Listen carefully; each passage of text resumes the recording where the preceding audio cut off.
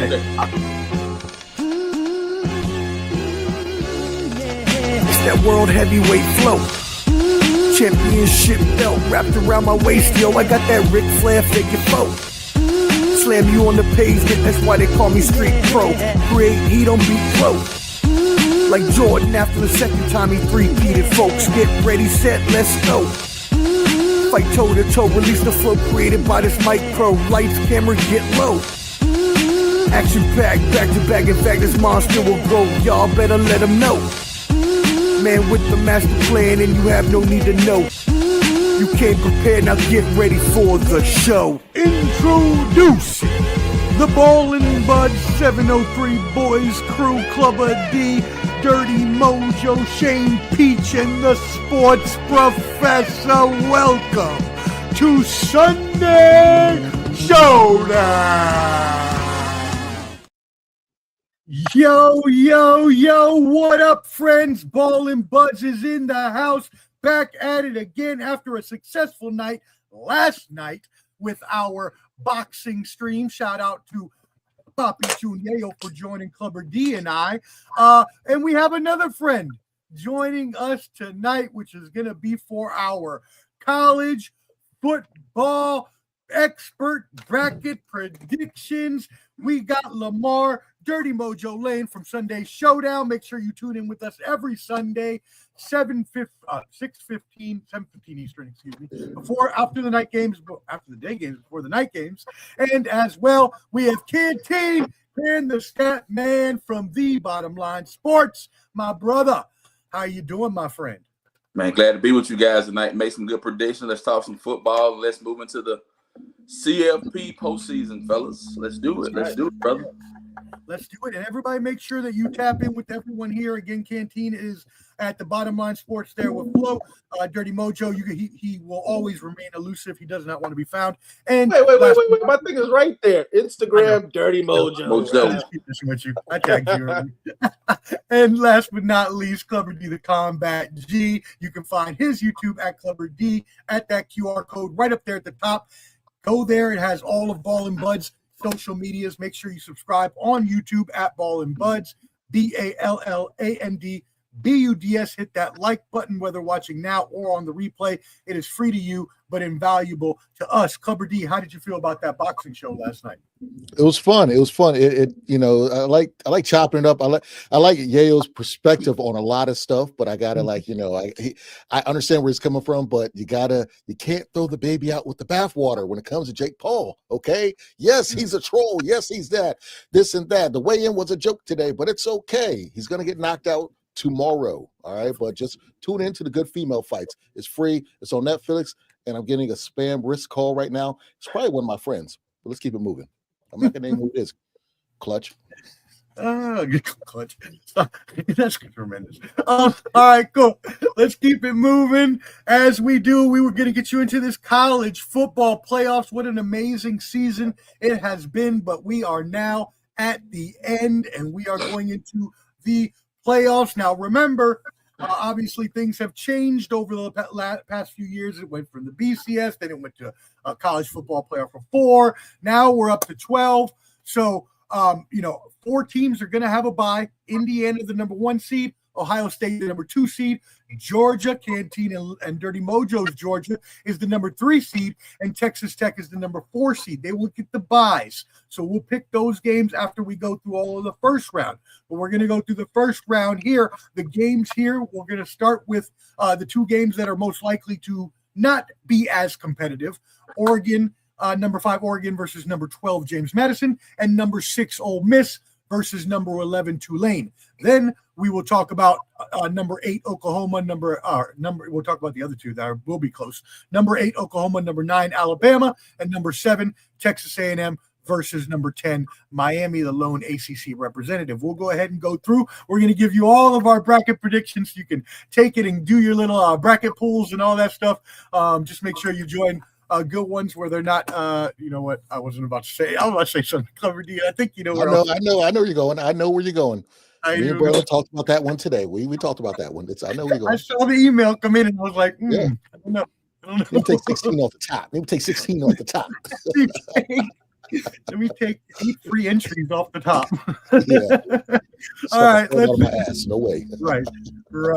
All right, let's get it going, y'all. Let's talk about first, since most of us here are from Virginia. Canteen, you're the lone one not. We will start with the Virginia team here first. So it's number 5 Oregon versus number 12. Yes, go ahead. I got one thing before we start. Please. That's good because I can bring the. I don't know if we're gonna do a wager or anything, but do we talk about that? Are we doing a wager by any means? Not that we don't enable gambling. We're not saying you should gamble or anything like that. But if we do a hypothetical wager, is anyone down for that? Nothing crazy. I am down. Yeah, let's do it. Let's remove that first because I got the other one coming up. Wrong little 25 shekels. Who knows? Whatever. 25. So what we can do is I sent some ideas in the group chat, but I think there was one where you just picked the whole bracket. We could just do that one and I'll throw in, 4 of the equal amounts and 5 of each, and then just let it ride out. No, I was saying between each other, all of us, like who's gonna have the best one out of us. And, yeah, that's what I'm saying. Oh, my bad. I thought you meant like, I don't know where my head was. You're good. When you look at the group chat, though, I put 2 options in there that I had got, and they have like point systems and everything, so we can do either individual games or the whole thing as a whole. Gotcha. Okay. But we've agreed, so we'll decide it from there, and we'll let y'all know later. All right, cool. Let's go ahead and move it in again to this first game, James Madison versus Oregon. This is Saturday night at 7:30 p.m. James Madison, a lot of people not happy with their inclusion into the CFP, specifically as we talked about on Sunday Showdown. Another shameless plug. Please turn in Sundays after the day games. Notre Dame is going to be the most mad out of that bunch. There are others that had a quarrel, if you will, as well. But James Madison was the one they chose, along with Tulane. They chose 2 group of 6 teams, and they are now going up against a very heavy hitter from the Big Ten, number 5 Oregon. And I just have to say this because this is the only team I found in this first round that was ranked in the top 10 offense and defense. So Oregon is just on another level. Anyways, let's go ahead and start with you, Clubber D. What are your thoughts on this game? We got the underdog going against a big body school. It's one of those. It can go either way. It can be the Colt Brennan led Hawaii going against Georgia and getting smacked, or it can be the it's head coach of New Orleans, Boise State beating Oklahoma. Adrian Peterson, Kellen Moore. So it can go either way. All right, but since this is the only team representing Virginia, and that's where we're from. Not since the days of Maven winning Tough Enough has someone representing JMU like they're going to represent this week. All right? Okay. I'm going with JMU. What? I'm going with JMU. What? Coach is on and is doing great things, and they're still on top. So that tutelage, that recruiting, that coaching, it's still there. Okay? I'm going with my upset JMU. Like it or love it. Daniel. Daniel. Shout out to Maven. Daniel. Tough enough. WWF. Daniel. Jeez Louise. What? That is crazy. The first pick of the day comes from Clubber D, and it is an upset. Oh, my goodness. What is happening? Let's go ahead and show you the bracket here so you can see what we're talking about. JMU there at the top versus Oregon. Clubber D has picked the lowest seed in the bracket. That's going to be maybe if you win that'll be a great start for the bracket wagers. If you lose that, you will also be in some trouble. I don't trust Oregon. Shout out to whoever this is. It looks like spam actually. That's why I ignored that. I was about to write something. That would alone. Don't worry about it. Keep that moving. All right, cool. So, again, here, when we're looking at these two teams, JMU's defense is pretty weak, right? But their offense is pretty good. Their offense averaged 46 points a game and 7.2 yards per play in its final 7 games. So they were getting a lot of long plays, driving efficiently. But again, as I mentioned, the Ducks are in the top 10 in both offense and defense, which is going to make this very hard no matter how good your offense is. If you can't stop Oregon's offense, Dirty Mojo, what are your thoughts? Yeah, so I'm not even gonna hate on your pick. Be honest, that's a fun pick to look at. That's a fun pick to we love the underdog story, right? That's the classic American thing. We go for the underdog, and I do not completely disagree with it. I kind of agree with it. I think that JMU can go in here and shock the world. They are putting up a lot of points. Unfortunately, their schedule is a pretty weak schedule. Their Right. low If they were in losses the ACC, they wouldn't even have been in 5th place. So I mean, right. I mean, their only loss was to Louisville. I mean, Disrespect the ACC. Louisville actually played pretty decently this year. But for me, it goes back to Oregon. Oregon had trouble. They had to beat Penn State in double overtime when Penn State was on the ropes. They weren't no good. They did lose to Indiana, but I mean, it was 30-20 Indiana game. We can decide on that one. That was a good one too. But then the Iowa game was also a low-scoring 16-14 game that they did win. As far as it's concerned, depending on the traditional high-powered Oregon team, if that traditional high-powered Oregon team that comes out, if you remember, I can't remember if it was last year or the year before, when Liberty was the hot team and Oregon beat the shit out of Liberty. Yeah. You know what I'm saying? They just showed like, look, you guys aren't ready for this type of football yet. So is that what we're going to see? Are they going to take advantage of a smaller team that's now becoming big? But I do like what you did say, Deanna, about recruiting. Bill Napier is going to be there. He's their new head coach, right? Could you imagine if JMU beats Oregon? What recruits from Virginia, from this area, from the DMV that are deciding to say, holy shit, we can go down there to JMU. He can do what we got to do. That'd be a big pickup for that program. You know what I'm saying? Right now, I still got Oregon winning this game just because of that powerhouse potential. But I think it's going to be a really good fucking game. I wouldn't surprise me if this game goes to overtime because JMU can score a lot of points. But if it gets out of hand, it's going to get out of hand very fast. I would see it going to overtime, but don't be surprised if it's 28-3 beginning of the second quarter. And it wouldn't surprise me at all. Yeah, I mean, I could see it either way. I would love to see JMU win, right? Because obviously I don't care about Oregon and JMU's a Virginia team, so I would love to see that come true. It's just, again, as we mentioned, they will have to stop Oregon's offense, and their defense just isn't very good. So even though, and you just mentioned this, right? We talked about their offense. JMU scores touchdowns on 71.2% of their red zone trips and allows TDs on only 51.6%. So when they get in the red zone, at least their defense tightens up a little bit and makes it a little harder. So that could be something. JMU also converts 47.4% of their third downs, which ranks 18th in the nation and allows opponents just 28.7%. Fifth. So they're very good on third and fourth down as well, kind of tightening up. So they give up big plays early and then kind of tighten up when they really need to. So that's been kind of break may not be good. What do you think, Canty? Hey, here's the thing about James Madison, man. They're part of the SBC East. I think they play like Georgia State, Coastal Carolina, Georgia Southern, teams of that nature, that caliber. But as Dirty Mojo just caveated, Napier's going there. He's going to be a great recruiter. He's going to do good on both offense and defense on both sides of the ball. Here's the thing. They only lost one game. They lost to Louisville early on, and then they kept catapulting and they built upon the duration of the season. But here's the thing. Here's what I got to say. Dan Lanning, Georgia boy, he came from under that Nick Saban tree.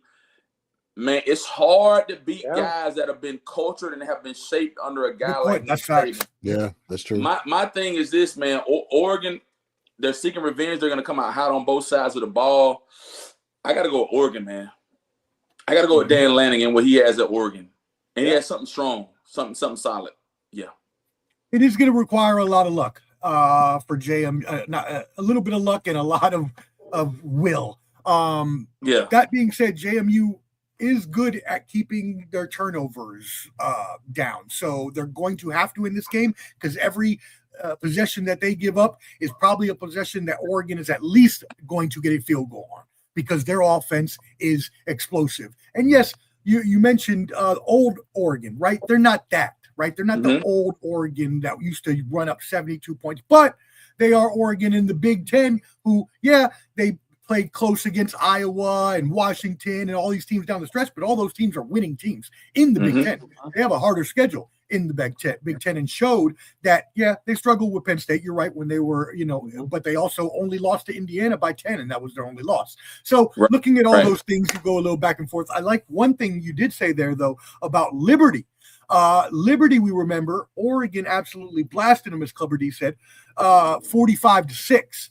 JMU actually grades out better than Liberty, especially on defense. But again, Oregon is an elite team. Dante Moore, I'll get into this more later. As much as I don't want to see him win because he played at UCLA and then transferred, I got to take Oregon in this one. I got to take Oregon in this one. I mean, I'm thinking at least 10, 14 points at least.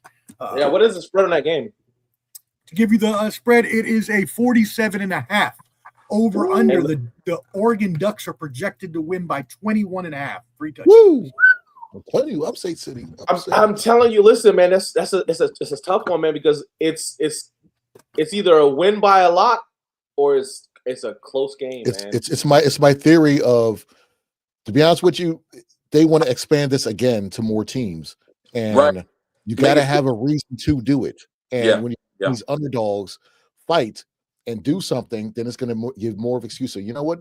We need to have more underdogs in. So and more money. So this is going to, like I said, either be the Oklahoma versus Boise State type thing, or it could be Hawaii versus Georgia. But at the same token on that one, if JMU comes in there and gets straight hammered, then next year's stuff is going to be like, bro, do we let this smaller team in? That's the opposite of that, right? Yeah, exactly. That's what I'm saying. It's the either or. That's why we have the Tulane matchup also. The Tulane matchup is similar to this one. One of those two teams got to show up. Oh, it has to be. I don't care if they lose, but it has to be a close game. That's a good point. Yeah, for them to want to keep putting them in. That's a really good point. That's a great segue too. Let's go ahead and move on to that game. We do have, as we mentioned, Tulane, and they are going up against Ole Miss. So Ole Miss, we know Lane Kiffin left already. We know all the hullabaloo, as they say.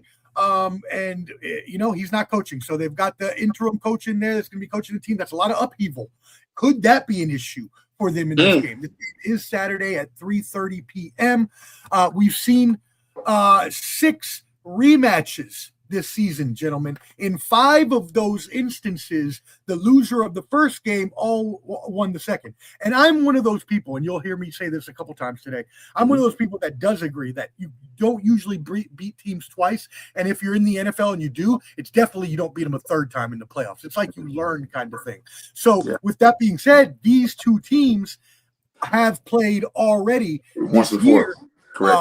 When Ole Miss beat Tulane back in week 4, exactly, Canteen. Thank you so much. So we're gonna see this again. I'll give you the spread first, real quick, so we can get that set up for everybody. But the spread is 56.5 is the over under, and Ole Miss is favored by 17.5 points. Canteen, we're gonna start with you on this one. Actually, let's start with Dirty Mojo first, and we'll come to you on the next. Come on. Okay. Start with you on Dirty Mojo on this one. Hey, listen, man, it might be a rematch, but are we really going to call it a rematch? Ole Miss obliterated Tulane 45%. Sure, they did. Correct. This isn't Georgia losing to Alabama by 3 points and then they win. No. As much as I would want to say again the underdog story, you want Tulane to win. Ole Miss is going to beat them, and I will say this: Trinidad Chambliss is an awesome player. That game against Tulane, he had 100 yards rushing and 300 yards passing. They gotta stop Trinidad, and I don't think that they can. This is the same Ole Miss team that Georgia had to score 17 points in the fourth quarter, to win by I think it was like 7 points, 7 points. So this is a scary team, and I can honestly say this: if Lane Kiffin was on that sideline along with their offensive coordinator, because he took off with them too, I think Ole Miss would have been probably the favorite to win this championship game. I mean, to win the college football championship. Yeah. I think that's why Lane Kiffin really, really, really wanted to coach it, because that team is a very good team. They're a phenomenal team. My question is this: do we get something to fight for Ole Miss, something to prove to Lane Kiffin, like you shouldn't have left us, or do we get the woe is me Ole Miss? Man, Lane's not here, Ole Miss, and they lose this game. So that's the part that I'm looking at. Okay. I cannot wait to watch this game because I want to see how they perform. Because if they do win this game, they got to go to Georgia, which, like I said, they had Georgia's ass on the ropes, 17 points in the fourth quarter. Where I mean, Canteen, you probably can agree with me. We're looking at this game, the whole game. It was back and forth. I mean, it was like boom, offense and defense, boom, correct. You're right. Right. You're right. So you could take it with me. Had this been a Lane Kiffin Ole Miss coming into Georgia, I would be like worried. I'm not even worried, man. Yeah. You want me to go and jump in now, Professor? Yeah, go ahead. Yeah, hey man, so here's the thing. Tulane lost to Ole Miss 45-10, but here's the thing. Pete Golding ended up stepping in, becoming the head coach, kept some of the staff, retained all those guys, man. I think Ole Miss is gonna make a statement. They're good on both sides of the ball. You know, as Dirty Mojo said, the deep offensive coordinator left. All these things happen. But then I look at Tulane and where they're at, man. They play like South Florida, Memphis, East Carolina, UTS. So, man, my whole heartburn against the whole CFP is how do you allow teams like this? And I don't want to go too far to deep end, but you miss teams like Notre Dame, but Notre Dame's not in the conference. But I will say this, man. That's a problem.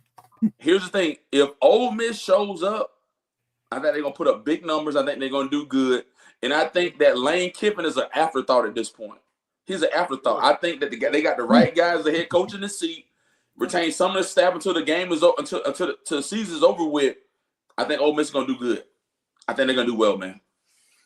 Well, I'm sorry. I don't. No, you're good, bro. Lane Kiffin would have been an afterthought, and he was. But you know what the media is good at doing. Right. The media is going to be talking about this. And you cannot unhear it. You know what I'm saying? You're going to hear about, Lane Kiffin, this, Lane Kiffin, that. So the coach is going to have to do a really good job on keeping that shit out of their fucking locker room. Golden, definitely. Social media, no question. He has to do that. And if he can do that, this team is a very, very talented team, man. They can win it all. They can win it all. And the thing, Dirty Mojo, I like about it is you took the defensive coordinator, put him in the head coaching position. That's why I think he's going to thrive. Yeah. But as we go back to it, I mean, you look at JMU and Tulane. I mean, we'll talk about this at the end, I guess, Professor. But it's some things I got to say about that too. But we can go ahead and move forward, though. Let's get a comment here at the Bottom Line Sports Canteen. Your brother Flo tuning in. Ole Miss struggled to beat Arkansas and Washington State. I mean struggled. Okay, I mean you're not wrong.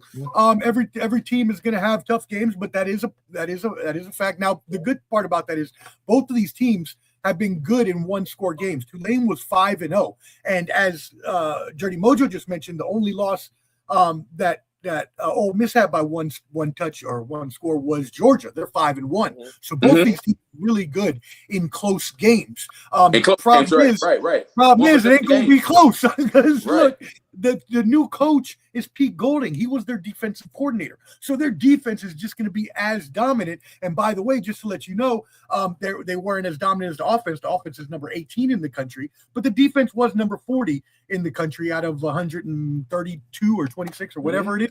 So, Clubber D, what are your thoughts on this game? Just to touch on Notre Dame real quick. I know they're mentioned, but they got like the 44th strength schedule, and they lost the Miami game. So tough. That's what killed them. Tough darts. Yeah, exactly. I mean, it is what it is. But I'll say this. I feel kind of like what Dirty Mojo said. We're gonna get the other half of Ole Miss. Like the fans feel the venom. Everyone's pissed off that Lane just left and took his people. So now it's time to prove that we belong and we don't need you. Okay. So I feel like similar to another Trinidad. Don't believe me, just watch because it's gonna be a butt whooping on Tulane. Okay. I mean, it's gonna be belt to ass, and it might be with the buckle too. But Professor, check this out too. You know, a lot of people haven't talked about this because it's being overshadowed. Let's not forget the Tulane coach took off too. He's the next Florida coach, but they're allowing him to coach in the playoffs. Right. That to me is one of those things too, where I can't stand the fact that the NCAA is allowing coaches to take on another position while they're still coaching a team.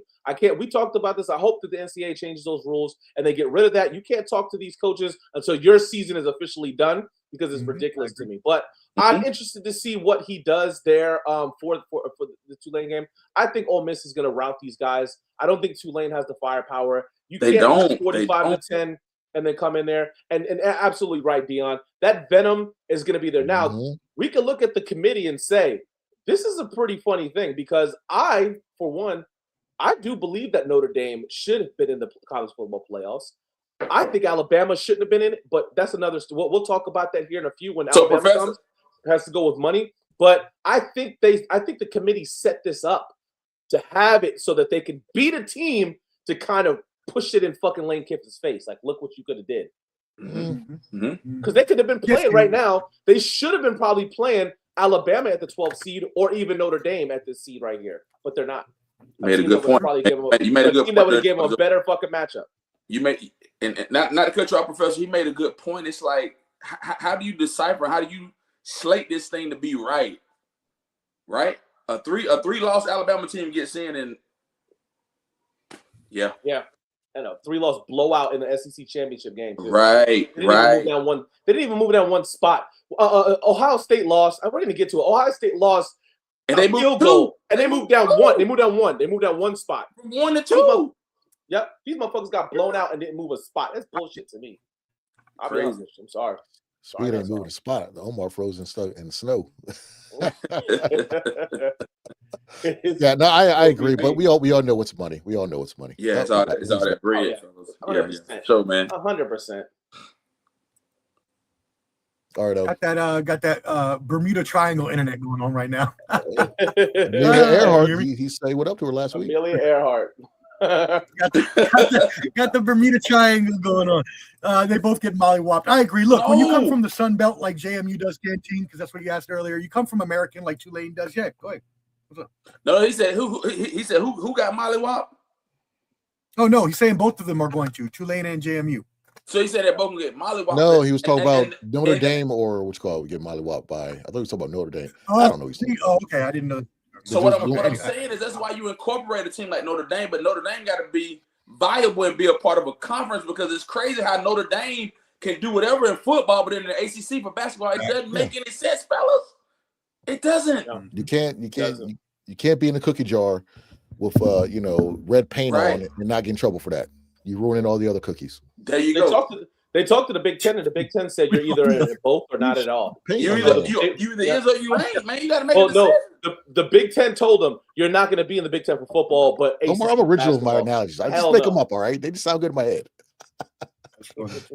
Oh my god, that was literally red-handed. No, you're right though, right? So when you're looking at Notre Dame, they need to be in a conference. There should not be any other independent schools unless you're a military academy. That's the only reason. Navy and Air Force are in.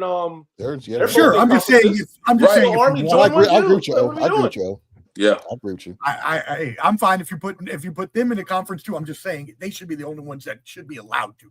Notre Dame needs to be in a conference. It's their fault that they didn't, and because they lost to Miami in that first game, had they been in the ACC and played the same schedule as Miami and been in the ACC championship, they would have been viable. Look, they don't want. We all know they ain't sharing that NBC money. That's all them. They got their own. Like you said, it's about that. None of that. Y'all can kick rocks and count them on the way down the street. I ain't sharing none of that NBC money. Ain't no way. Yeah.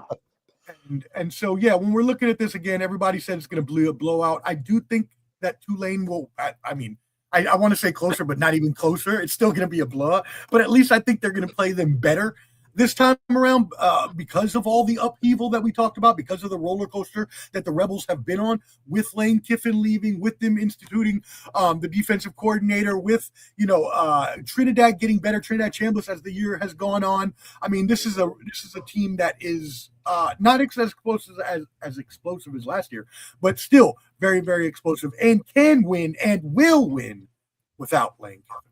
Yeah. All right, cool. There you go. Let's take another look at this bracket here. We're going to move you into the next game. So we are going to talk. What would y'all like to talk first? Auburn, Oklahoma, or Miami, Texas A&M? We'll do a little poll.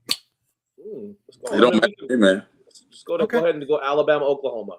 Yeah. Team, since you're a Georgia fan, you get the Alabama, Oklahoma, baby. So we're going to start off here. It is the number 8 Oklahoma Sooners playing at home versus number 9 Alabama.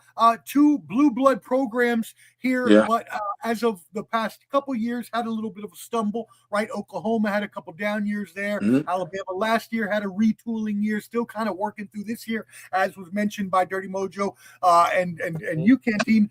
3 wins, maybe shouldn't have even been in the playoffs.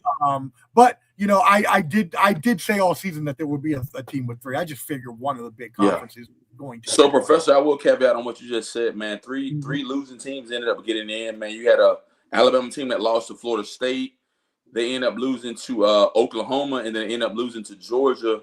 Another game that we talked about that was played already, that we're having a rematch, right? So Oklahoma had already beat them head up, man. 23-21. Here's the thing, man. I mean, when we look at the CFP, it's about money, ratings, and different things like that. But here's what I'm gonna say, man. I think Oklahoma's gonna show out at home. I like Brent Venables. Brent Venables is a product of Dabo Swinney out of Clemson. Man, Alabama is kind of like a borderline type of team for me. They're good on both sides of the ball, but they don't capitalize and make things happen when they need to make happen. I'm going with Oklahoma with the upset. I'm going Oklahoma with the upset, and I'm going Oklahoma with the upset at home. Yeah, I got you. At home. Technically not an upset because they're the higher seed, but yes, I do understand. Yeah, at home. Yeah, that's what I'm going with, man. Just to let everybody know there, to update them on, Oklahoma Sooners have the number 7 defense in the league, so their defense in the country is solid, is elite. But John Mateer was injured for a lot of the season when he had surgery in his thumb. The offense is only 93rd. That's not so great, right there. But it's the same with Alabama. When you look at Alabama, their offense is a little better, number 69 in the country, but their defense is a little worse, number 20 in the country. So 2 very, very tough defenses going head to head here. Clubber D, what say you? Well, I think this is going to be the game that's going to make a lot of people happy. All the Alabama haters that are mad that they were in there, I feel that they are going to be very joyous at the end of this, at the outcome of this. I got Oklahoma, and it's going to be that defense that's going to win them the game. Kind of like how when Georgia beat them. When Georgia beat them, that stat came out that every time they had a punt blocks, they lose the game. So for some reason, I think something like that might happen in the first quarter, and that's going to set the tone for the rest of the game. I'm going with Oklahoma, and all the Alabama haters are going to be happy, and all the Alabama sexuals are going to be angry. And there's two Ty Simpsons that we saw this year, right? After they had that dud against Florida State, Alabama ripped off 8 straight wins. Why? Because in his first 10 games, he had an 80.6 QBR, 67% completion rate, 7.4 yards per drop back, and an 81.1% catchable pass rate. But in his last 2 games, he has completely cratered, and it had a 55 QBR, 51 completion rate, 3.7 yards per drop back, and 70% catchable pass rate. So his footwork and accuracy have been utterly disgusting the past few weeks, and especially, as y'all mentioned, against your Georgia Bulldogs, Dirty Mojo, in the SEC championships. Talk to us about what you think about this. Minus 3 yards rushing. Let's just start there. Minus 3 yards rushing against Georgia, the Georgia Bulldogs. And you can watch. Hey, listen, I'll tell you like this. I'm going with Oklahoma here too. Oklahoma's defense is on fire. Those boys are moving all over the place. They're fast. They're physical. And check this out. The 2 teams that they lost to were Texas, the Red River Shootout. That's a big game every fucking year. Right. I mean, what are we going to talk there? Right. That's not always guaranteed. I throw the record out of the window with that one. And then they lose to the other team that we were just talking about, Ole Miss. After that Ole Miss game, they had Ole Miss. They had to go to Tennessee and win. They went to Alabama. Alabama scheduled them as their homecoming and win. They had to go. They played Missouri. They played 5 ranked teams in a row. Then they had to finish the season against LSU, and they beat LSU. Oklahoma is a damn good team. Their offense doesn't do very much, but that defense is fast and physical. I see the same thing. I do believe in the man who presses the buttons, and I do think that there are a lot of people that are saying this fucking Alabama team should not have been in there, right? I do believe that there's going to be a lot of calls going one way to get these guys out of there because nobody sees anything. Theory. I don't want to say that. Because Alabama already lost to Oklahoma, but you guys are absolutely right. The way that they finished their season against their rivals in Auburn, and like I said, you can throw the records out the window, but he played horrible. Ty Simpson played terrible that game. Against Georgia, he played terrible against them. Now you're going up against Oklahoma, who's had, 3 weeks now to prepare, 2 weeks to prepare for you guys? Oklahoma's going to go in there and punch them in the mouth. And this is in Oklahoma. This is in Norman. This isn't in Alabama like the Tuscaloosa. That's right. This is it. I got Oklahoma winning this game. I got Oklahoma winning this game by 10 points. Give me 30-20 Oklahoma. 10. Okay, 30-20 Oklahoma. You know what? I'm with y'all, brothers. We're making it the fearsome force, and we're all going to agree on this because I think that it's a tale of two teams, and we talked about it earlier. The quarterback situation has basically been the same, except one was injured in the middle of the season, the other one just sucked for a little bit. While both of their defenses are really good, this is going. I don't know if it's going to go that high, Dirty Mojo, just because I think it's going to be a little more of a defensive battle. I think it'll be closer to the score of the first game, like a 24-21, 21-17 kind of thing. Because I just don't trust Ty Simpson, especially after that horrible showing against Georgia in the SEC championship, to do anything against this elite Sooners defense. The Sooners rank 16th in red zone opponents TD rate. So they are very tough in the red zone. Alabama, I mean, what are you going to do? Kick field goals and keep up? Oklahoma's offense isn't that great, but John Mateer, I'm taking over Ty Simpson all day, every day. Give me Oklahoma. Let's go 24-21, something like that. Is Jam Miller playing too? Because he didn't play against Georgia, right? What was that? I'm sorry. He didn't play against Georgia. Yeah. He did. No, so I mean, is he going to be healthy? Is he playing? I don't know. So I mean, that's a big thing too. But I mean, yeah, no doubt. Yeah, definitely a big factor. We'll have to check and see what the injury report looks like on that one. But yeah, that's a cool sweep right there. We all picked Oklahoma in that one. So let's move on to the next one. We have Miami versus Texas A&M. So here you got Miami again. The ACC's only representative. ACC had a down year, which did not help in their argument. We'll be back for wanting. Maybe you will, but I'm just saying it didn't help in their arguments for wanting to have automatic entry into the college football playoffs as the Big 10 and SEC try to move other conferences out. But ACC did get Miami in. They do have a 10-2 record. They did beat Notre Dame, as we talked about. Look, they're not a bad team. They just aren't good late, and they make bad mistakes, and they also play too slow. But that all being said, they have the number 26th ranked offense in the country, which is good. And they, like Oklahoma, have a very elite defense, number 8 in the country. Clubber D, what you got on this one? Man, Miami has that kid Tony, who is that guy is ridiculous. He is freshman. Man, as a freshman, like he is just something out of this world. And obviously, we all know about the quarterback coming from Georgia back, but like you said, Professor, the defense is very good defense, but it's inconsistencies on offense. You know how much they can give Tony the ball, and it was going to have to cue in on him and take him out the game, make him not a factor, make Beck beat them, and I think that's what they'll do because I think A&M is just a better team overall. So I have Miami, fighting close for probably the first, maybe the second quarter. Then it's going to be a rout. I think starting in the third quarter. I got A&M. Shout out AL. I'll just start with AIL. Says should have put Texas over Bama. Like Clubber D said, a lot of in response, a lot of people would like that, but let's be completely honest. They did not play well for a lot of the year. They struggled, especially the offense and holding. I mean, the offense really held Arch Manning down there at the beginning of the season, especially his blocking when he was pressured all the damn time. So I don't necessarily agree with that, but they should be in contention again next year. All right, cool. So looking at this, because I forgot to give the spread on this, Dirty Mojo, before I come to you, so let me give you the spread. It is a 50.5 is the over-under. Texas A&M, as Clubber D just picked, is a 3-point 3-point favorite. What say you? I don't like the way Texas A&M finished against Texas. Mm-hmm. That was a very poor showing of them. They, as far as the kids are outside listening to music, I was like, what's that sound? As far as that Texas game, that showed me a lot.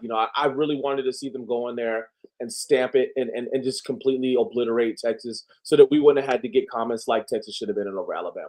Because Texas is not a good team this year. They need to be exactly where they're at, playing, I think, Michigan in what is it, the Cheez-It Bowl? I don't know. But what? Cheez-It. But listen, Marcel Reed is gonna have to step up today. Up in this game. Marcel Reed is gonna have to step up. He's gonna have to do it. We do know that Beck has been there. This is the playoffs. Beck has been, he was with Georgia for the last couple of years. Aside from them getting snubbed out of that one when they lost to Alabama in the SEC championship and missed that playoff game, he is a person that knows what he has to do. Had he not got hurt last year in the SEC championship game, he would have carried Georgia through the playoffs. Then also, man, as far as that is concerned, in my opinion, when you have that type of player who's been in that type of atmosphere, he can propel them. I got Miami winning this game. I think Miami is the better team. A lot of people were talking about Texas A&M and how their schedule. It was a big thing, especially from the Big Ten. Like, look at who Texas A&M played. They didn't play anybody, and this, that, and the third. The only thing I will say is that Miami does have 2 losses. The one loss against SMU, and then the one loss against Louisville. Remember that game that they lost to Louisville? Louisville ended up jumping into the ranking, and Louisville was a pretty good team. They fell off towards the end of the season, but I got Miami winning this game. They're going to. Texas A&M is going to need Marcel Reed. They're going to need the 12th man. They're going to need a lot of people, but I don't think that they can keep up with Miami. And you're right, Dion. That fucking kid, Malachi, that kid is phenomenal, man. I cannot wait to see him go against Ohio State. That him and the sophomore receiver there, Williams. Oh, that's going to be. Okay, yeah. Watch Miami, Ohio State next week. I got Miami winning this game. Yes. Yeah, and we talked earlier about the rankings of Miami, right? Really good elite defense, solid offense. Texas A&M is not shabby either. Their offense is actually better, right at the same level, number 21 in the country, but their defense is a little worse at number 34 in the country. Still a really good defense, just not elite. But the Aggies went 11-1. They did play in the Big 12. Their lone loss was the regular season finale at rival Texas. Aggies were SEC. Aggies are SEC. Thank you for that. Yes, you're correct. But they're still rivals, or they used to be. So that game is kind of like the Red River rivalry that you mentioned earlier, right? You kind of throw the records out because both teams are going to try to play their hardest in that game to try to get that win. You also mentioned but Texas A&M was not in that game at all, though. They just did not look good. You could say Alabama, Auburn, those games, they were in the games. The games was like Texas A&M did not look good at all in that game. Don't care if it's the records or not. But I think you should, and I agree, probably by the end of the season, you probably should have more things in order. But at the same time, I guess you could say you can have one, bad loss throughout the season and it not hurt you that bad. But anyways, so Canteen, when we are looking here at Texas A&M versus Miami, what do you have? So Miami had 2 losses, man. SMU, Louisville, right? So when we look at the full spectrum, man, Cristobal, I think Cristobal is head coach, right? Mario Cristobal. Yeah. Then Carson Beck, former Georgia guy, man. Under the circumstances of how Carson Beck left or whatever he did, it's cool. I'm going with Miami, man. Mm-hmm. And I like Mike Elko. I like Elko. Elko came out of Duke. Elko good dude. Mm-hmm. I think Miami gonna make a statement to catapult them to get where they need to be. Yeah. Yeah, you mentioned Mario Cristobal. He really needs this, right? After his failure. Yeah, absolutely. At his previous 2 stops. Both of these teams, again, we talked defenses. Ruben Bain was at one point projected to be the number 1 pick in the NFL draft, still projected to be top 5 ACC Defensive Player of the Year, just a fucking beast. You mentioned Carson Beck. Beck experience. Georgia boy. Has played in a lot of big games. He has that big game experience. you as well. Dirty Mojo talked on the Texas A&M side. Marcel Reed, right? Quarterback, the one that has gotten a lot of hype. He was also in the Heisman race there for a little bit, played really well. But really, the person we need to be looking at that from that team is their receiver, KC Concepcion, who has just been fabulous this season and has really been the one that had, I don't want to say carried, but definitely helped Marcel Reed reach that status where he was at. And so, yeah, I am going with you two gentlemen, and I am going with Miami. I'm the only one. I like it. I think that Miami wins this game. You know, they started the season off beating 3 ranked teams in a row. So, you know, I think they close it out with the experience on the team, the really good defense. I think it's going to be a very close game. We talked about the spread there. I don't know. I'd say probably a 27-24 kind of game for Miami in a victory. So that's what I'm saying there. And by the way, I did not give the spread and over under for the last game. My apologies. So for everybody that wanted to know, Alabama is a 1.5 favorite on the road. And under over is 40.5. So a low scoring game there is what they predict. Huh. All right. We're awesome. Well, there you go. We are through the first round. I hope y'all are enjoying so far. Make sure you hit that like button. Thank you for tuning in. We appreciate you. Hey, Matthew, my brother. Thank you for tuning in. Yes, sir, Jersey boy. We know it. Hope you're doing well. Keep your eye on Justice Fitzpatrick next year in Georgia. Oh, I love him. Yes, Amika Fitzpatrick. I love that pickup for us, man. I love that pickup for us, bro. But I wonder, is he going to play corner or is he going to play safety, man? That's the one thing. What do you think? Corner. Corner. He played corner in high school, right? Now I played corner in Georgia. Corner at Georgia. Corner. Mm-hmm. I love that pick, man. I love that pickup for us, man. Mm-hmm. Mm-hmm. All right, cool. There you go. Yeah, I mean, when you have that pedigree in there, that's awesome, bro. Yeah, when you have that pedigree in there in your blood, you know, you're usually going to, not always, we saw Michael Jordan's son, but usually you have a better chance to be Marcus Vick. or Marcus Vick, yeah, right. Marcus Vick was good. He was good. I think that was more I think that was more like a Ja Morant kind of situation. Oh, I loved him at Tech, but it's just, you know. All right, cool. With Miami, couldn't do it.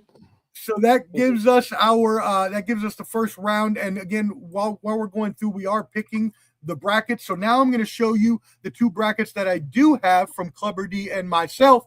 So let me remove that one and put that up there. There you go. So let's show these a little early. You're going to hear our picks anyways. Oh, yeah. But as you can see, we got some other games coming up. So depending on who was picked in the first round, gentlemen, you're going to have to move that yourself over because I'm not doing that for you. But this is just to give you a shot at what we're going to see. All right, cool. So starting off in that first game, we all picked Oregon. So we all know Oregon. Or no, sorry, Clubber D picked JMU. So JMU for Clubber D. So you have JMU versus Texas Tech, and we have Oregon versus Texas Tech. So since you're the lone one with JMU, we'll start with you on this one. JMU versus Texas Tech. Who is your pick? Okay, first of all, I like a little story with my stuff. First, JMU used to be in the same conference as George Mason in the CAA. We played them in basketball all the time. This is 20-year anniversary of Larinaga taking the George Mason to the Final Four. This is JMU's chance to do the similar thing in the college football playoffs. But they will lose against Texas Tech.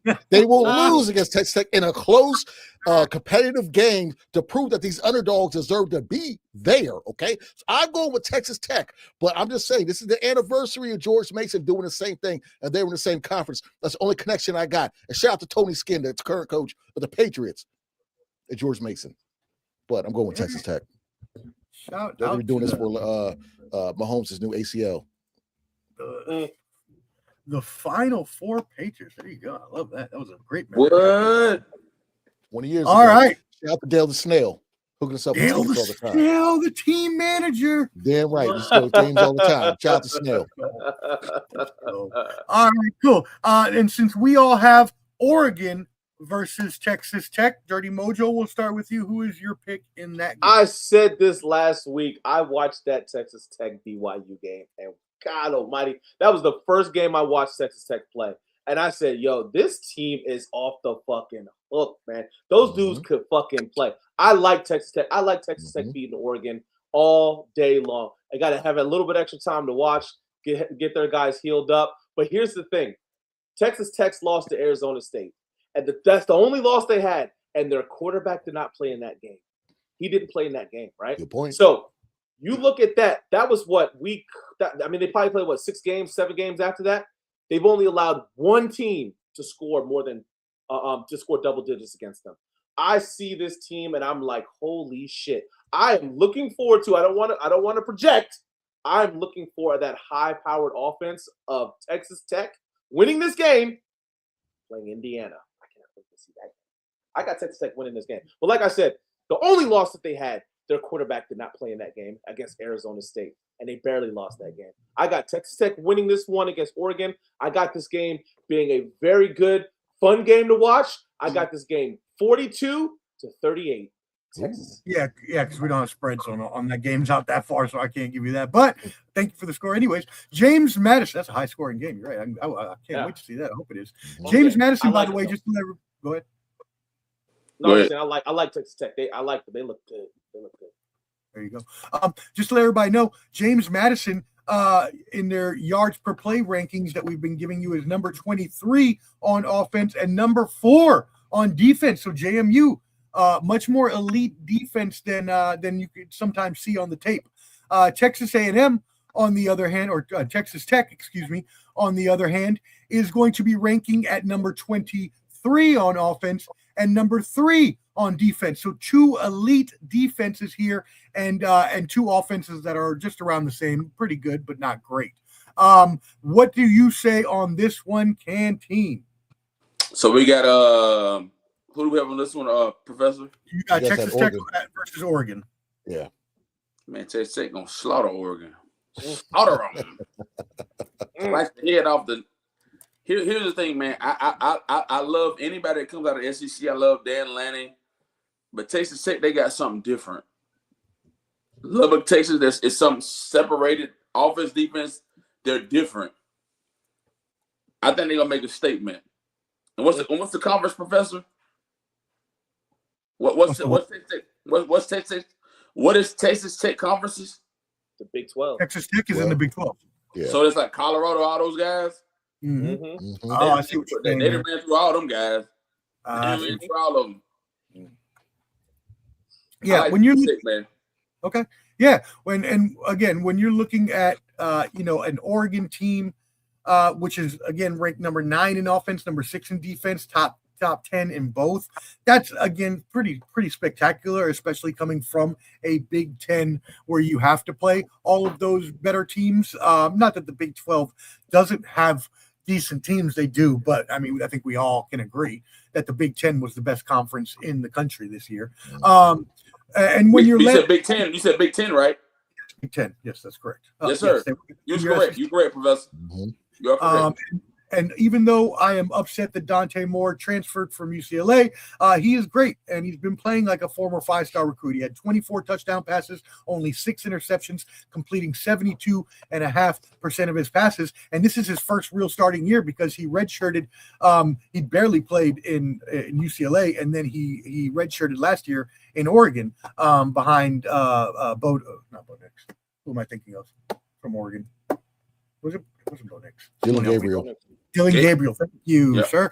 All right, cool. So when you have that and you put that all together, you have the continuity. You have Dan Lanning, as Canteen mentioned, a really good coach.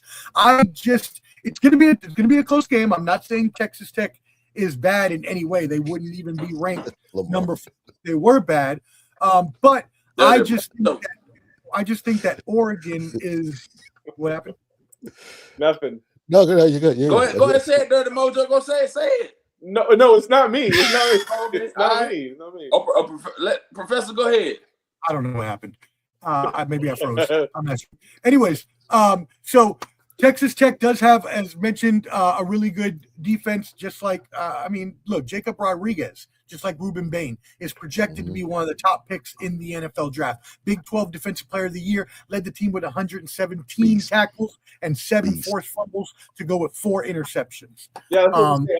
Isn't Texas like in the top 5, something like that, with turnovers? Like they're a turnover fucking machine defense, man. Their defense is, they swarm, they hit, they intercept, they fumble. They're a really good, really good defensive team, man. That being said, I'm going with Oregon. It's going to be a close game. I do agree, but I am going with Oregon over Texas Tech. So I'll be the lone one on that. Flo might cry. Okay. There you go. All right, cool. Let's go ahead and get to the next game. Let me bring this bracket back up so I can see what I'm working with here. So next game down is Alabama versus Oklahoma. We all picked Oklahoma, so that means we all have Oklahoma going up against Indiana. Dirty Mojo, we're going to start with you on this one. Look, the Indiana, saying that was a huge win that they had of Ohio State, winning the Big Ten championship for the first time in school history. I look to them to basically to get back to what they're known for doing, which is scoring a lot of points. Now, they will be going against a really, really good, like we said, the number 7 defense in the country, Oklahoma. But I think that the Heisman Trophy winner, Mendoza, is going to have that team back to where they need to be. I have them winning this game. Okay. I do believe I'm going to say this. I don't think that Mendoza should have won the Heisman Trophy, but never wherever he won it. I do have them winning this game. I have this game as a similar game to the game against Oregon at 30-20 for Indiana. I don't because Oklahoma has a really good defense. I don't think there'll be too much of a blowout. And like you said, we don't know what the spread is going to be, what the over under is, or anything like that is going to be. But we have to mention last year that all 4 of the bye teams came in out of that bye they lost. So, with us picking Texas A&M winning, well, some of us did. You picked Oregon. I think that those teams will be rusty. I will say that even with the Georgia game that we got coming up next and the Ohio State game, I think teams will be rusty compared to the teams that are going to play tomorrow and this weekend. So even with that being said, I still like Indiana to win this game 30-20. All right, Indiana 30-20. Look, Indiana is no joke, y'all. We know that they're a basketball school, but for some reason, this basketball school is the number 1 football team in the country, and it's because they played a very good game in beating Ohio State there in the Big Ten championship. They ranked number 7 on offense in yards and number 12 in defense, so almost close to top 10 in both categories. So, a very good team there like Oregon. They beat Oregon. They beat Penn State in a gutsy game that you talked about, Dirty Mojo. They beat Iowa even in a close game. They beat Illinois. So, they went through the who's who in the Big Ten, and they've got Fernando Mendoza, who is probably going to be the number 1 pick in the draft for all. Raiders. I do have a question. Hold on, I do have a question real quick, Canteen. Give me 1 second. Go ahead, bro. Are these games are they at the stadiums? No, these are the so they're in a they're not neutral, okay. Neutral field. Okay, they're neutral fields. Okay, I didn't know that. Okay, all right. Yep. Yeah, it's only the first round, which I let's just go into this. I think that's stupid. If you want to make it so the home fans can see and you have more attendance because bowl game attendance is down, then make it the first 2 rounds where you play at home. So the bigger play at home too. Because if not, then you're just letting them go play at a neutral site game. People got to pay money, travel to New Orleans, Miami, or whatever, instead of just letting them watch it at home. So if you're going to do that, make it the first 2 rounds. It would have been nice. Yeah, I can see that. So now we're going to you, Clubber D. What are your thoughts on this game? I'm gonna chalk it down to coaching. I love Indiana's coach, and he made them. He basically put them where they are now, and after he left JMU, put them where they are and where they're still at. I'm agreeing with Dirty Mojo on this 100%. I'm going with Indiana. Obviously, I got them going all the way, but I don't know the score, but I'm gonna go Indiana on this one. There you go, Canteen. What do you got? Man, I'm gonna tell you something. It's all about building a brand and building a product. Indiana coach, where was he before he came to Indiana? JMU. It's all about stepping on the stepping stone ladders, building. That's how you win, Professor. That's how you win. You start from the bottom and you get to the top. And I'm not talking about Drake or none of that foolishness. But what I'm saying is you build a brand. Indiana's solid. Now, who said somebody the quarterback going the first round in the draft? Fernando Mendoza is projected to be the number one pick. Yeah, he is. In some mocks, it could be him. Could be a defensive player, like if for some reason, let's say Tennessee were to get the first pick, they're not drafting a quarterback, so they may pick defense or offensive line or something like that. But if it's someone like the Raiders, yeah, I would fully expect him to pick somebody like Fernando Mendoza, especially because he's in the Tom Brady build, at least, like size-wise. And here's what I'll say, Professor, man. Building a brand, man. I like Indiana, no doubt. Mm-hmm. No doubt. And I'm going to make it the quadfecta. Look, Oklahoma, we talked about, very good defense. So I think they'll at least be able to contain Indiana a little bit. But you can only, what's the old adage? You can't stop them. You can only hope to contain them. And that's what's going to happen here. They may contain them a little bit, but Indiana should still win this by at least 10. I agree with Dirty Mojo, at least 10 points. Indiana should win this game. All right. Let's move it into the next one. Looking at this, we all picked Ole Miss, so that'll make this easy as well. Ole Miss versus the Georgia Bulldogs. Canteen, we haven't started with you in a while. We'll start with you, and then we'll go to Dirty Mojo. What are your thoughts on your team? Here's what I'm going to say right here, Professor. You're not going to beat Kirby. Kirby's a defensive mind. Pete Golden's a defensive mind. But Georgia has the total package to kick your ass. Lex Luger. And that's what we're going to do. Georgia going to beat them by at least 10 or better. Okay. There you go. All right. Dirty Mojo, this is your account as well. Listen. He said Kirby Smart is a defensive coach, and he's a defensive-minded guy. He's got that daggone right. Schumann has been having those Georgia boys flying all over the field, playing tough. I know they had a little hiccup against Georgia Tech. I ain't even going to worry about that. But they think about it like this. They held that quarterback, Georgia Tech, no rushing yards. Georgia Tech's rushing game and that quarterback been dominating all year long. All year long. Shut them down, okay? Here's what I got to say, though. Bobo been dialing that offense up for us. Hadn't he been canceled? Hey, hold on. Let me jump in. Because everybody been trying to downplay Mike Bobo. I wanted Bobo gone in the beginning of the season. I wanted him gone in the beginning of the season. But our dogs have been coming out playing football. We've been throwing the ball. Right. We've been running the ball. Gunnar Stockton, in my opinion, has been playing fantastic. He keeps controlling. He's not turning the ball over. He's doing what he needs to do. Georgia is going to go in against Ole Miss. And I don't care what anybody says. Ole Miss, you don't have Lane Kiffin. You had Lane Kiffin when you played him the first time and you couldn't beat him. You're sure as hell not going to beat him without Lane Kiffin. Georgia is going to win this game. They're going to dominate them just like they did Alabama. I got them winning by 14, 17 points. Easy. Ooh, slice the head off. Easy Ole Miss. Because I got a shocker. I got a shocker coming up. Okay. I mean, I don't know that. Look, per yards per play rankings. Yes, Georgia is a very good team. Their offense is not as good in terms of yards per ranking as Ole Miss, but their defense is much better. So you're looking at a offensive-defensive matchup here. Defense wins championships, as they say.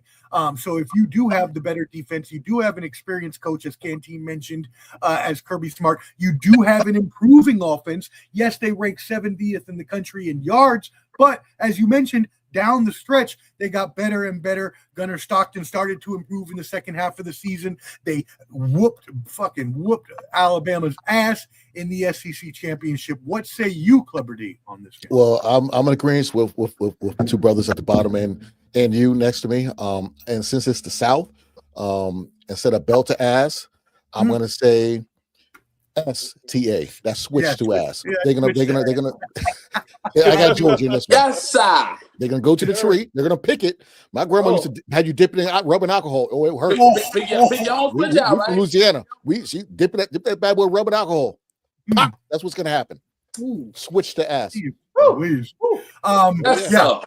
I mean, I can't even disagree. I agree with all my brothers on here. Look, Ole Miss is a very good team, but I do think with what we talked about before, with all the upheaval, Pete Golding as a first-time coach, is he going to have to run the defense and have the coaching, play calling, and all the coaching stuff he has to do? That might be too much for him to handle. Georgia is perennially a powerhouse. Yes, we know that they had a stumble a little bit last year, but they've recovered just fine. And they are one of the favorites to win this whole thing, and I cannot see. Although I do think it'll be a close game. I think it'll be I don't know what game you were talking about earlier, Dirty Mojo, but you said 42-38. That's kind of what I'm thinking here. Like a 42-38, maybe even like a 35, like a 35-31 type of game. It's going to be close, 4 points, 7 points, something like that, but Georgia does win this game. Like I said, man, if there was Lane Kiffin on the sideline, I'd be shaking right now. I would be. I'm not even on front because Lane Kiffin had Ole Miss playing really well. It is to me, college football and NFL football, if you want to think about it, it's a game of coaching. And I'm not trying to take anything away from Ole Miss's new head coach, but you're going up against Kirby Smart, man, in the playoffs, bro. I mean, it's gonna be a rocking stadium. That's your buddy. Man, golly, man. I feel sorry for him at this point. Hey, shout out Kristen. Thank you for tuning in. Atlanta native herself. She is a Atlanta Falcon Georgia fan as well. And if you have hit me up, follow me, Kristen. I'm a Falcons fan too. You see my thing down there. I don't know. There you go. Follow me at Dirty Mojo. Kristen, I know you've probably texted me. I have not had the chance to answer because I am I'm out of the country right now. I'm on a cruise, as you can see in the background. So I will. I'll hit you up when I get back to Puerto Rico. All right. Thank you for tuning in. We appreciate you. Everybody, make sure you subscribe at Ball and Buds, by the way. BALLANDBUDS. Handy QR code up there at the top. Take you to all our social media. Hit that like button, whether watching now or on the replay. Your Falcons are not doing so good. So you heard. You probably heard us talk about that on Sunday Showdown. Heard, or look at Google. Beat the Bucs. Or ESPN. Y'all crazy, man. Y'all crazy. That's great. I know you're just kidding. Thank you. We appreciate it. We appreciate the love. One love to you as well. All right, cool. Let's go ahead and get back into this. So moving to the bottom game, we had Miami and Texas A&M. So let me go back to my notes to see who picked who, just to make sure I got this straight. So I picked Miami. Okay, so Clubber D was the only one to pick Texas A&M. Is that correct? Yes. Mm-hmm. All right, cool. So since you were the lone one to pick Texas A&M, you have Texas A&M going up against Ohio State. Who do you have in that game? I have Ohio State in this one. Okay, Ohio State. I think out of all the teams we talk about the rust that could possibly factor in, I feel like this might be the only kind of boring game because I think Ohio State's gonna win this in low scoring fashion. And I do like those low scoring games, but I think the other games might be very more exciting. Like besides Georgia, who's going to put STA, but I got Ohio State in this one. Okay, cool. Let's move it on. Dirty Mojo, what you got on this one? No. This was my shocker. Miami's going to win this game, guys. Oh, Miami is going to win. Oh, no. We need you on the big screen for that one. Oh, look. This was the shocker that I wanted to put out there, man. Look, I don't want to. Look. I do know last year Ohio State lost to Michigan in a low-scoring game, and that was before the Big Ten championship game. It was in their rivalry game. They lost in a low-scoring game, and then after that, they completely dominated everything else that they did in the college football playoffs to go on to win the college football national championship last year. As much as everybody wants to talk about Miami should not have been in and who they could have got in and what they could have got in, Miami is still a very good team that had one really bad loss, and that was SMU. I'm not going to call the loss to Louisville a bad loss. It's a good game against a good team. The bad loss was against SMU, where I think Carson Beck had like 4 interceptions that game. He played completely like shit. But I do believe Carson Beck is going to go down and go beat Ohio State. I think it is going to be a higher scoring game and a shootout game. And I think that with that experience that we talked about before, Cristobal is going to have those guys playing. Carson Beck's going to dial it in. I think it's setting up a Georgia versus Miami semifinal game. Get the fuck out of here. I'm telling you right now. What the fuck is a golem? Some monster, Frankenstein. Get the fuck out of here. Why don't you get the fuck out of Wow. Miami. here? Stop wasting my time. Wow. Yes. All right. Yes. I mean, you better hope that's right. Your picks gonna be like the Undertaker. Gonna be in the ground. Wow. Okay. Hey, Yeah. I love it. I love when someone goes bold, and that is bold. Holy. I mean, I'll cannoli. say this because a lot of people want to talk about schedule.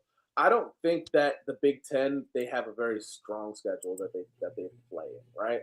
You know what I'm saying? You can at me, you can come at me all you want. When they have some of the best teams in the country, I don't understand. I mean, who? It's top heavy. Hey, before we do that, Them in Indiana. hey, fellas, before you do that, I will say this. I got it set up on my phone here, but Seattle game about to come on, so we want to make our picks. I'm going to do them down before the game, so we don't sound cheesy. So Canteen, who you got in this game? Ohio State, bro.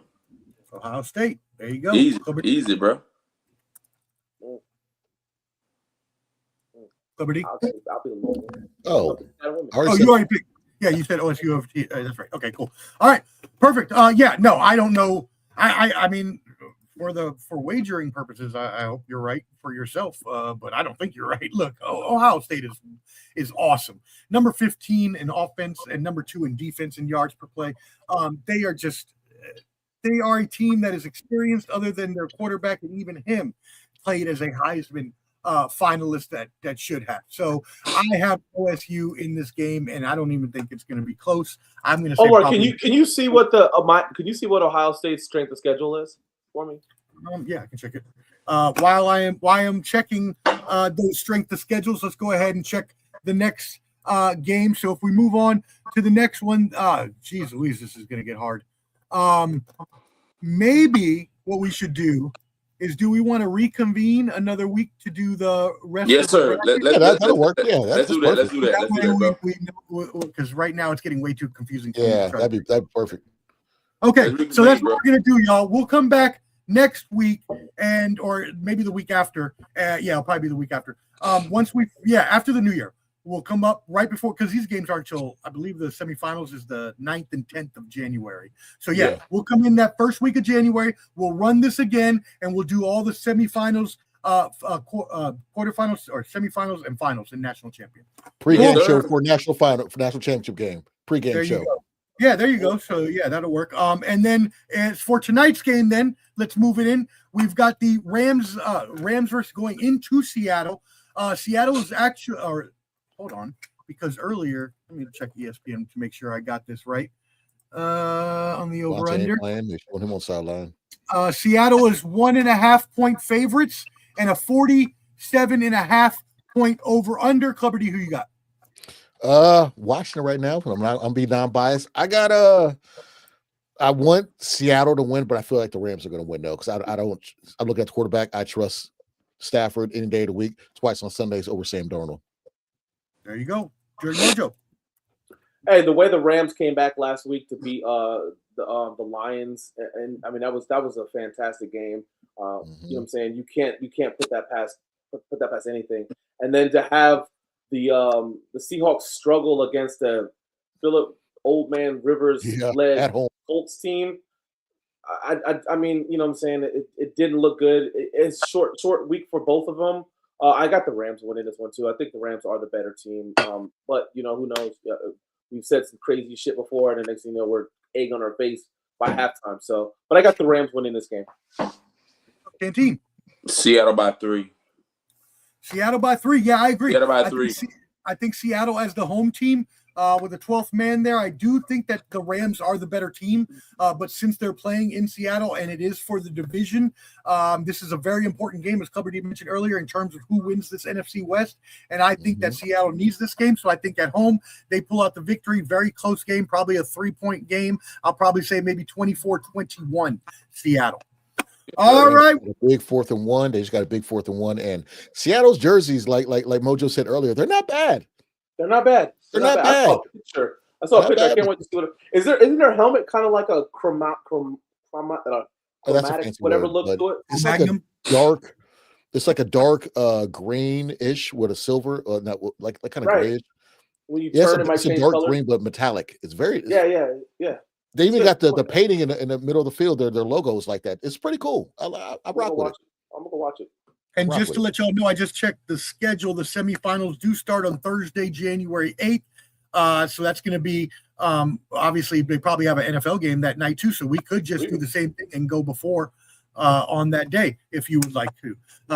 Either way, me in, brother, put me in, man. No, you definitely got to come back. We got to finish it off with all the bracket pits. Oh yeah. No doubt. So that being said, also make sure that you tap in at Ball and Buds, BALLANDBUDS on YouTube. Subscribe there because we do have Sunday Showdown this weekend. After all the day games, before the night games, we bring you all. Bring me on, man. Also talk college football. Yeah, you can come on. Yeah, we're going to talk college football games too. Yeah, please come on. So Canteen will join us. Canteen, thank you so much for subbing in and being such a great brother of mine from the Bottom Line. Man. Appreciate y'all bringing me on, bro. Make sure you tap in with Canteen and Floyd. Bottom Line Sports Canteen. Sign off, my friend. He left. I know. We know you. Something to sign. I'll say one thing. I know Lamar was to go. I know Lamar was to go. I'll say one thing. Anybody out there that's watching and you want to do a bracket, send it to me, Omar, Dirty Mojo. If you want to put your brackets and compare them against ours, let us know before the shit starts. I don't want no shit out on Sunday, okay, about your brackets, all right? And you already forgot ours, so it doesn't matter anyways.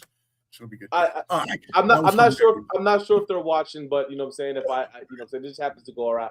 I want to give 2 shout outs to 2 young men that I've coached in high school and middle school. One is for Nate Evans. He plays for the Delaware Blue Hens. They ended up winning last night. He had that interception in the end zone. I'm very proud of that young man. You know what I'm saying? I coached him. We coached him at Corporate Land in middle school. We won the championship. I'm so happy for you, man. Congratulations on that. And over to ODU, Jaleel Colbreth.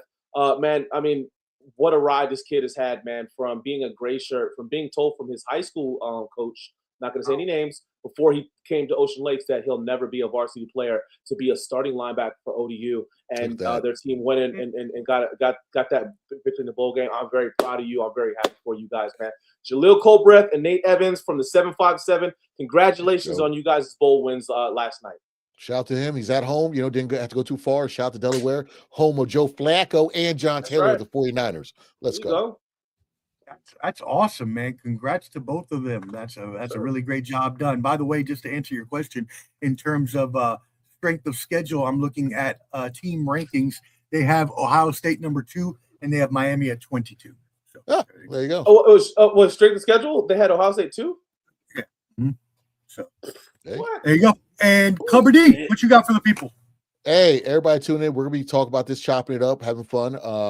Clubber D at YouTube. And Lamar, let me know when you want to do text me your schedule. I know. Anybody want to do random thoughts? Hit me, text me, okay? Because I've been very busy this week, but I want to say we'll get one in next week. I'm gonna message you so we can do one. I can't wait to do one. I just got the word. I got 3 days next week. We good. Yeah, I'll actually hit you up too next week and see if I can't get one. I'm around. All right, well, let's go. Everybody, again, make sure you hit that like button whether watching now or on the replay. We really appreciate you tuning in. We appreciate y'all. Make sure you tap in with everybody here and subscribe at Ball and Buds, BALLANDBUDS.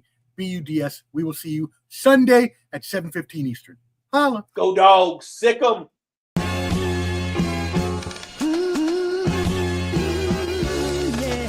That world heavyweight flow, championship belt wrapped around my waist, yo. I got that Ric Flair figure 4. Slam you on the pavement, that's why they call me street pro. Create heat on beat flow, like Jordan after the second time he three-peated. Folks, get ready, set, let's go. Fight toe to toe, release the flow created by this mic pro. Lights, camera, get low. Action packed, back to back. In fact, this monster will grow. Y'all better let him know. Man with the master plan, and you have no need to know. You came prepared, now get ready for the show. Introducing the Ball and Bud 703 Boys Crew, Clubber D, Dirty Mojo, Shane Peach, and the Sports Professor. Welcome to Sunday Showdown.